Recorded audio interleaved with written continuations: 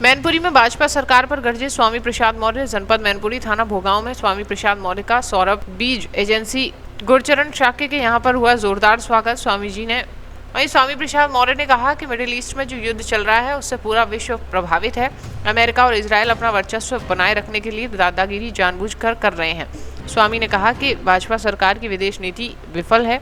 अगर भारत ईरान का खुलकर साथ देता है तो भारत में डीजल गैस की कभी भी कमी नहीं होती।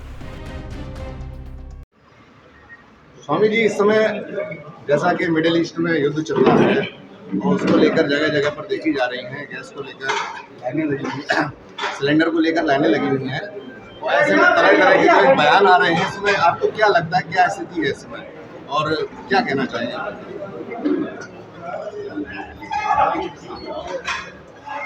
शांत हो जाइए। स्वाभाविक रूप में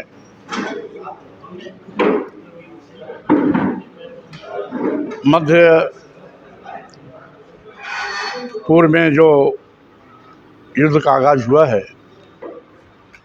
उससे पूरा विश्व प्रभावित हुआ है। ये अमेरिका और इजराइल की दादागिरी है।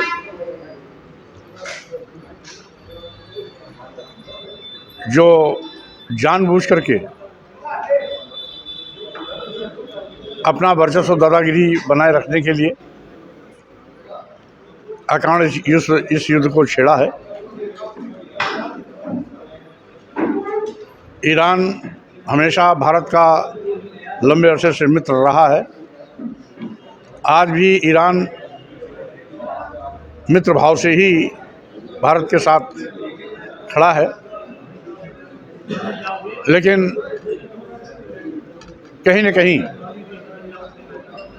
हमारी केंद्र सरकार की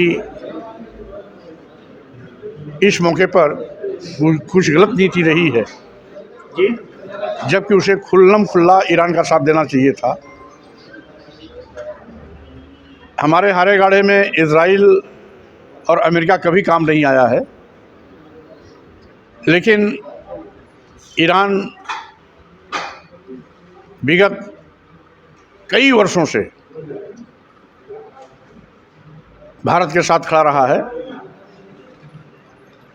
इसलिए आज जो भारत में गैस, पेट्रोल, डीजल आदि की समस्याएं आई हैं, ये कहीं न कहीं भारत की विदेश नीति की असफलता का द्योतक है। अगर भारत ईरान के साथ खड़ा होता तो गैस, पेट्रोल, डीजल की कमी नहीं होती। स्वाभाविक रूप से 56 इंच का सीना कहने वाला प्रधानमंत्री इजराइल में जाके ये कहता है कि इंडिया इज़ मदरलैंड और इजराइल इज़ फादरलैंड। ये बहुत ही शर्मनाक है। ये पूरे देश का अपमान है, पूरे देशवासियों का सिर से नीचा हुआ है। और साथ ही साथ इजराइल जाने के एक दिन बाद इजराइल द्वारा ईरान पर हमला किया जाना कहीं न कहीं हमारे प्रधानमंत्री जी को कटघरे में खड़ा करता है। और जो कभी 56 इंच का सीना दिखा करके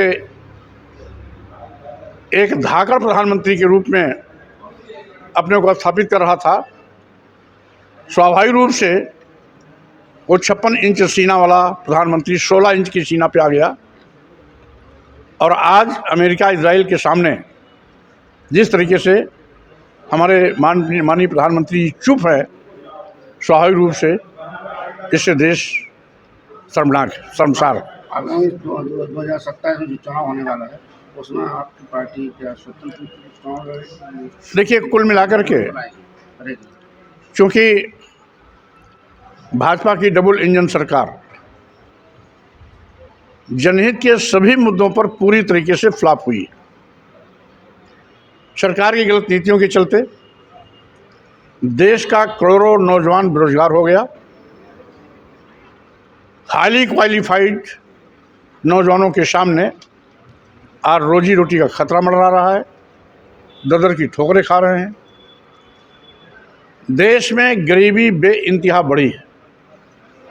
जो भारत कभी सम्राट अशोक के ज़माने में सोने की चिड़िया कहा जाता था, दूध घी की नदियां बहती थीं, सरसब्ज भारत था, वही भारत आज गरीब लाचार लोगों का भारत बन गया। और इस देश में 80 करोड़ लोगों की ज़िंदगी 5 किलो 10 किलो चावल पे आके ठहर गई। स्वाभाविक रूप से जिस देश में 80 करोड़ लोग 5 किलो 10 किलो चावल पर पलते हों, वो अपने बच्चों को विश्वविद्यालय पढ़ाने का सपना कभी नहीं दे सकते। वो अपने बच्चों को doctor, engineer, professor, advocate, IAS, IPS, जज या वैज्ञानिक बनाने का सपना कभी नहीं दे सकते। ये गरीब लाचार देश का एक जीता जागता उदाहरण है। महंगाई है कि रुकने का नाम नहीं ले रही है। बेतहाशा आवश्यक उपभोग की वस्तुओं के दाम निरंतर बढ़ रहे हैं। पूरे प्रदेश में और पूरे देश में कहने के लिए तो हमारे प्रधानमंत्री जी और माननीय मुख्यमंत्री जी कहते हैं कि हमारा देश कृषि प्रधान देश है, हमारा प्रदेश कृषि प्रधान देश है। सबसे बड़ी दुर्दशा और पुरसा हाल किसानों की है। सार्वजनिक मंचों से घोषणा करने के बावजूद भी आज तक किसानों को लाभकारी मूल्य नहीं मिला। किसानों के उत्पाद का न्यूनतम समर्थन मूल्य भी सरकार घोषित समय पर नहीं करती। छुट्टा जानवर किसानों की फसल चर के चौपट कर रहे हैं। ये किसानों पर अलग से आफत का पहाड़ टूटा। योगी जी कहने के लिए तो योगी हैं, इनसे बड़ी उम्मीदें थीं, लेकिन हर 500 मीटर पर योगी जी शराब की दुकान तो खोल सकते हैं, लेकिन ग्रामीण क्षेत्रों में चल रहे बेसिक स्कूल, प्राथमिक विद्यालय, उच्च प्राथमिक विद्यालय, जिसमें गांव के बच्चे पढ़ते हैं, गरीब के बच्चे पढ़ते हैं, दलित, आदिवासी, पिछड़े, अगड़े, पिछड़े सब समाज के बच्चे जाते हैं पढ़ने के लिए, उन स्कूलों को बंद करने का फरमान जारी कर दिया था। 47,764 स्कूल बंदी कगार पे आ गए थे। अपनी जनता पार्टी ने प्रदेश मुख्यालय पर, सभी जिला मुख्यालयों पर और विकास खंडों पर बाइक रैली के माध्यम से इसका कड़ा विरोध किया, जिसके चलते मुख्यमंत्री अपना फैसला वापस तो लिए। लेकिन आज भी प्रदेश के प्राथमिक विद्यालय, उच्च प्राथमिक विद्यालय बहुत ही दयनीय हालत में चल रहे हैं। शिक्षकों का टोटा है। आज विद्यालयों की संख्या के अनुसार हर क्लास पे एक टीचर के हिसाब से 13.5 लाख टीचर की आवश्यकता है। मात्र 6 लाख अध्यापकों पर पूरा प्रदेश का विद्यालय चल रहा है, और इसी 6 लाख में अनुदेशक, शिक्षा मित्र भी शामिल हैं। अगर केवल शिक्षक को लिया जाए तो मात्र 4 लाख ही शिक्षकों की 4.25 लाख ही शिक्षकों की संख्या आ रही है। आवश्यकता 13.5 लाख शिक्षक की है। 4 लाख शिक्षकों के बलबूते विद्यालय चल रहे हैं। 15,000 प्राथमिक विद्यालय, उच्च प्राथमिक विद्यालय ऐसे हैं जिसमें केवल एक शिक्षक है। अब कक्षाएं 5 हैं, शिक्षक 1 है। विद्यालय कैसे चल रहा है, इससे अनुमान अपना आप लगाया जा सकता है। इसके साथ ही साथ मुख्यमंत्री योगी आदित्यनाथ जी कहते हैं जीरो टॉलरेंस। रोजाना बड़े पैमाने पर जुल्म, जाति, अत्याचार की घटनाएं बढ़ी। पूरे प्रदेश में रोज 5, 6, 7 की संख्या में ST, OBC समाज के नौजवानों की हत्याएं होती हैं। बहन बेटियों को बलात्कार, दुराचार का शिकार बनाया जाता है। अभी आपके इसी मैनपुरी में एक छोटी बच्ची 12-13 साल की 10 दिन से गायब है, अभी तक उसका आता पता नहीं। इसी प्रकार से हर जिले में इस प्रकार की घटनाएं आम हो गई हैं। न्याय मिलना तो दूर, FIR तक नहीं लिखी जाती है।